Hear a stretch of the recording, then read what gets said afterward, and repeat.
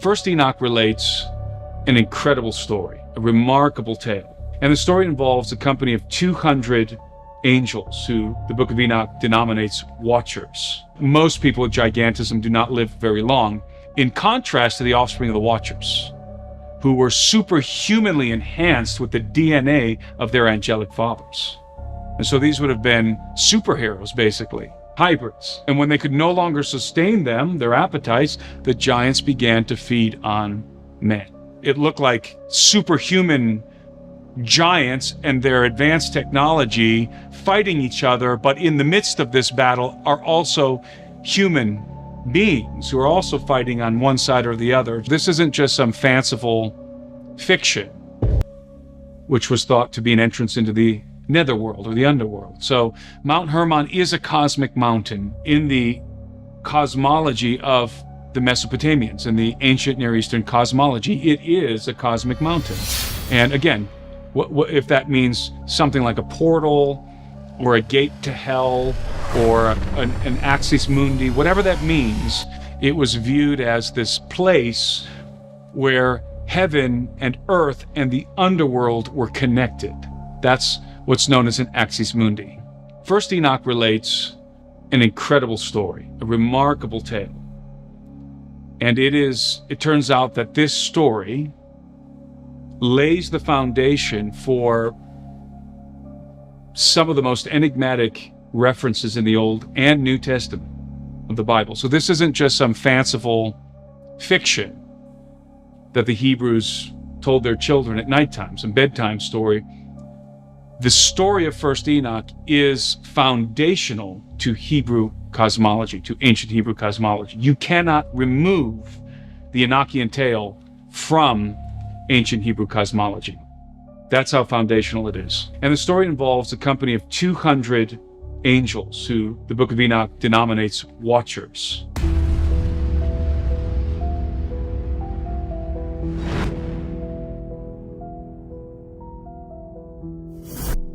And these angels were observing the daughters of men. And of course, this is the reference in Genesis 6. They were observing the daughters of men. They saw that they were comely, that they were fair, that they were beautiful. And they desired to take them as wives. In fact, their desire, there's two explicit things they desired, two things that are conspicuous and one thing that is inconspicuous. Two things that are directly mentioned, and the final motivation is inferred. So there's three motivations here. So the first thing we have to understand about the story of the Watchers is that there are three motivating factors that led to this transgression, which forms the beginning of the narrative, the historical narrative in the Book of Enoch.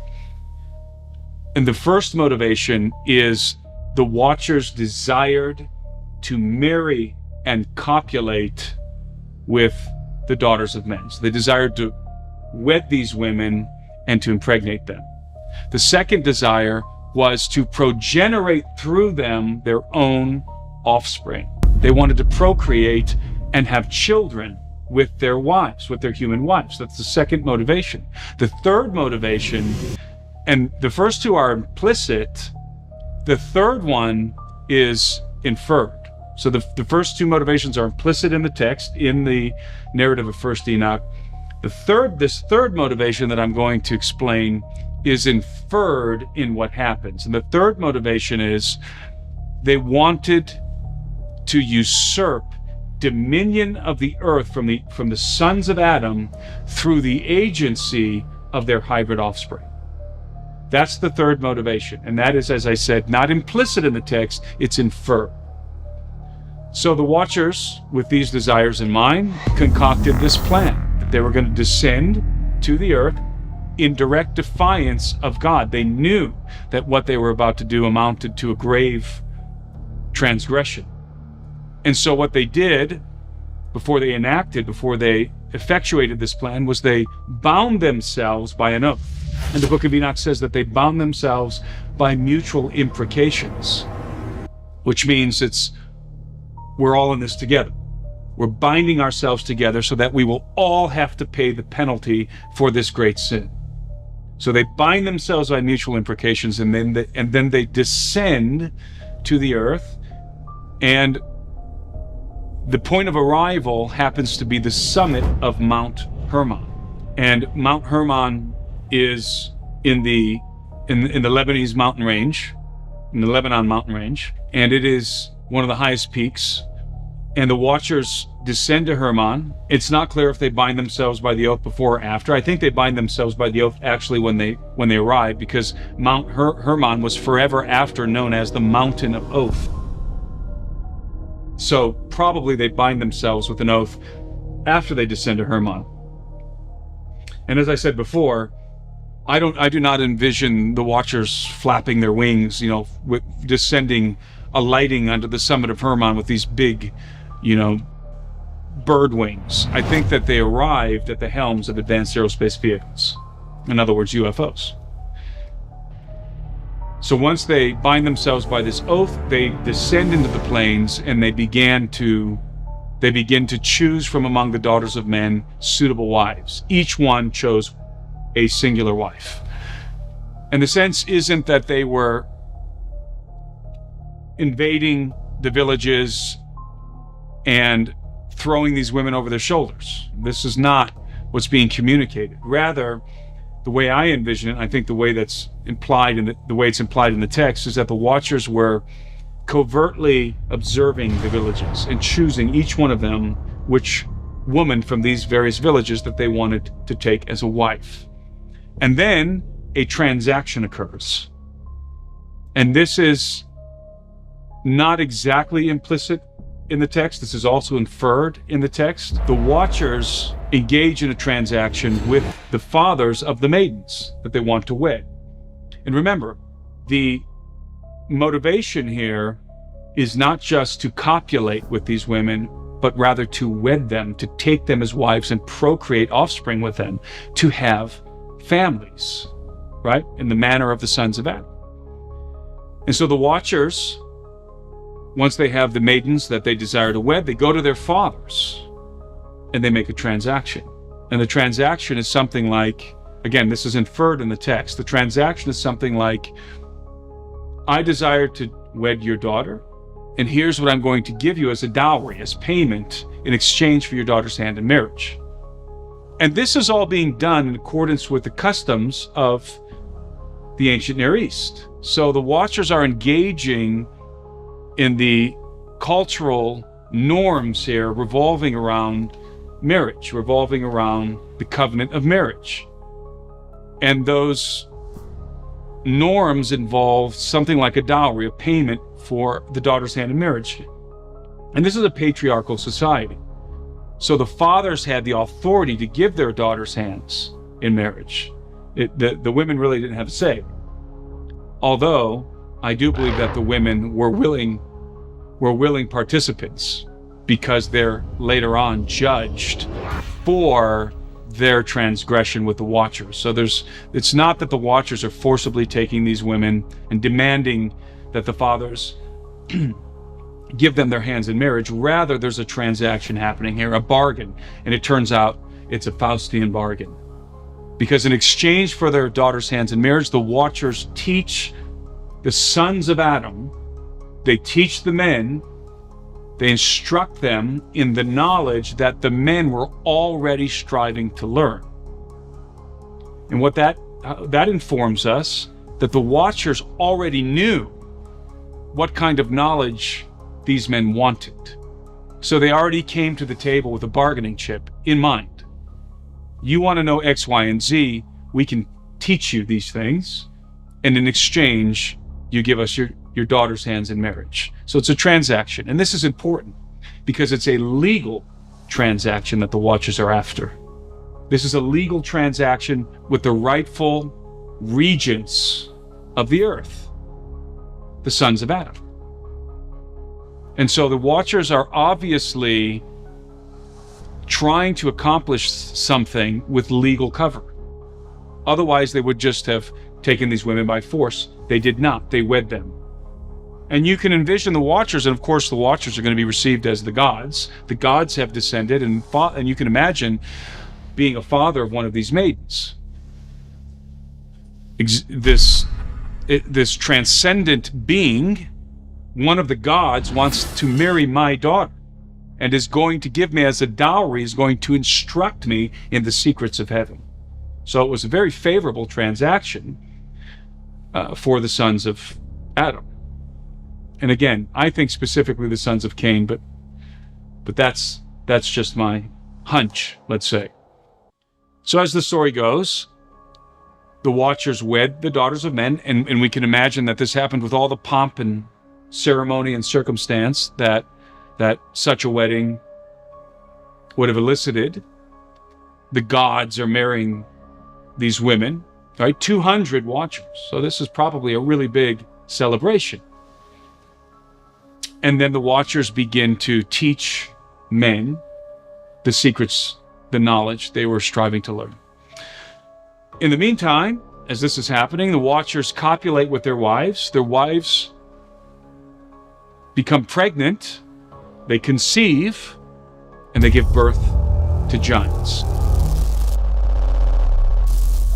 Some ancient texts suggest that some of the women's wombs were split open during birth, or were split open by the enormous size of the babies that are growing in their wombs.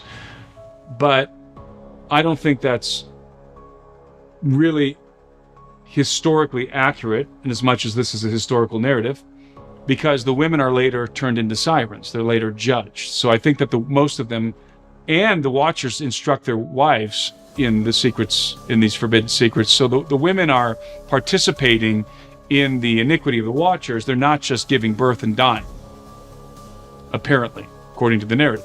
So I think that the women were giving birth to normal-sized babies, just like babies that are born with gigantism. And those babies, as they progress into toddlers and then into adolescence, experience an accelerated rate of growth. Again, just like babies who are born with gigantism.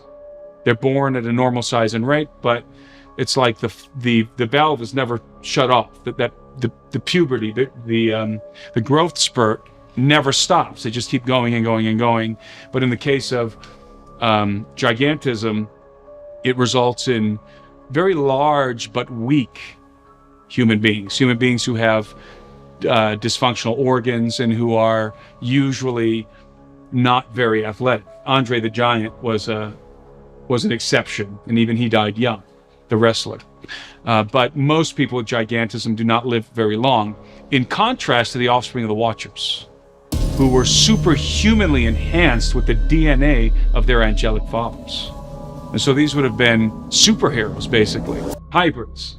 They would have been human enough to appropriate, and this is important, the authority and dominion of the sons of Adam on earth, as given by God, that mandate, but yet at the same time, they were infused with the remarkable genetic markers and capabilities of their angelic fathers. And they grew to great stature, according to the Book of Enoch.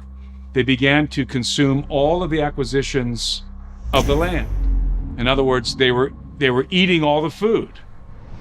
And human beings were forced to feed the giants, according to Enoch. And when they could no longer sustain them, their appetites, the giants began to feed on men. And as all of this is unfolding, mankind is through the knowledge of the Watchers, they're developing various kinds of technology, including implements of war. Azazel, specifically the Watcher Azazel, taught men how to forge weapons and make armaments of war. And this is proliferating all kinds of bloodshed on the earth. So there's a murderous bloodlust that is introduced through the knowledge of the Watchers that had not previously existed in the world. So the knowledge of the Watchers is corrupting mankind, and they're becoming murderous and bloodthirsty and are becoming very idolatrous and altogether wicked, so that by the time the flood comes, their thoughts are only evil continually, as the Bible says. And so eventually there's so much chaos and havoc and death and war unfolding in the earth, that men began to cry out to God, to petition heaven. And their petitions are brought before the King of Heaven. The angels bring their petitions to the King of Heaven. And it is decided that the good watchers, by the way, the divine council is apparent in First Enoch, because you have the good watchers in heaven and you have the apostate watchers on earth, the defected watchers on earth, and you have the good ones in heaven. And these are the good ones are referred to as the holy watchers of heaven. This terminology, holy watchers, is also apparent in the book of Daniel. And so this is effectively members of the divine council. This is the council of the king. And the prayers of and the petitions of the people who are dying and suffering on earth, who are living in this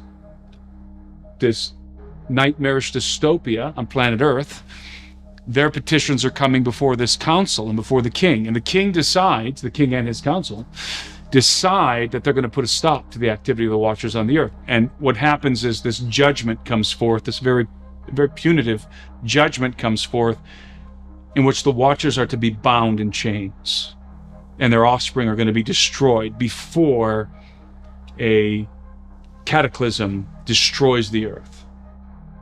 And so the watchers are bound in chains. God dispatches some of the good guys to come and bind them in chains. But before they're imprisoned in what Peter calls Tartarus in 2 Peter in the New Testament, directly referencing this story from 1 Enoch, before they're bound in chains in the abyss in Tartarus, they're forced to behold the annihilation, the destruction of their beloved sons. And so they have to watch as God incites the offspring of the watchers into fratricide, into a civil war, a hybrid civil war in which they utterly annihilate each other. And this is part of the judgment of the watchers. They have to watch their offspring, the Nephilim, the giants, go to war with one another. And I don't envision this as, big dumb giants clonking each other over the heads with clubs. This is a technological war. They're bringing into this conflict all of the technology and knowledge of their fathers, of the watchers. They're bringing into battle the armaments forged from the knowledge of the watchers. So I envision this much more like the ancient Sanskrit epics of India, in which you have these epic battles in which the gods and mortal men are locked in these bloody conflicts. And in the midst of these wars, you have these amazing advanced aerospace vehicles being deployed, which are called vimanas in the Sanskrit epics. And these vimanas are like warships, flying warships that are able to discharge what appears to be some sort of laser or missiles. And it's all described in lurid detail in Ramayana and the Mahabharata. And I think this is probably what this conflict between the offspring of the watchers, the hybrid civil war that's unfolding between the various factions of giants on Earth looked like. It looked like superhuman giants and their advanced technology fighting each other, but in the midst of this battle are also human beings who are also fighting on one side or the other, just like the Sanskrit epics, right? So something like that, in my estimation, is unfolding in this fratricidal conflict that's unfolding on planet Earth before the flood. And so the watchers are witnessing their offspring kill each other. And then,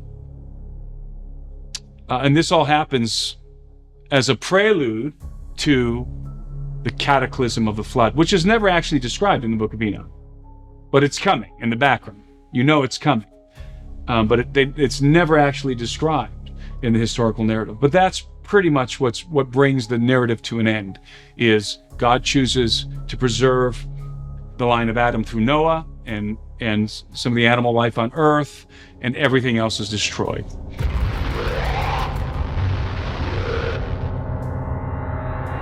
And so all of these things that I'm saying that come from the narrative of Enoch, these form the substrate of ancient Hebrew cosmology, the foundational level of ancient Hebrew cosmology, so that when you get to Genesis 6, for example, and we read that the sons of God saw that the daughters of men were beautiful and took wives from among them, and then we see that the Nephilim result from this union, we know that the author is referencing the Enochian tale.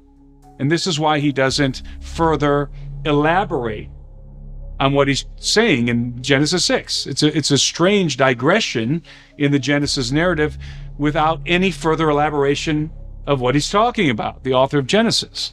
Why doesn't he have to elaborate on this strange reference? Because it's already well known. The story is already widely disseminated. It's well known among the ancient Hebrews. In other words, the Book of Enoch, in other words, the narrative of First Enoch is already widely disseminated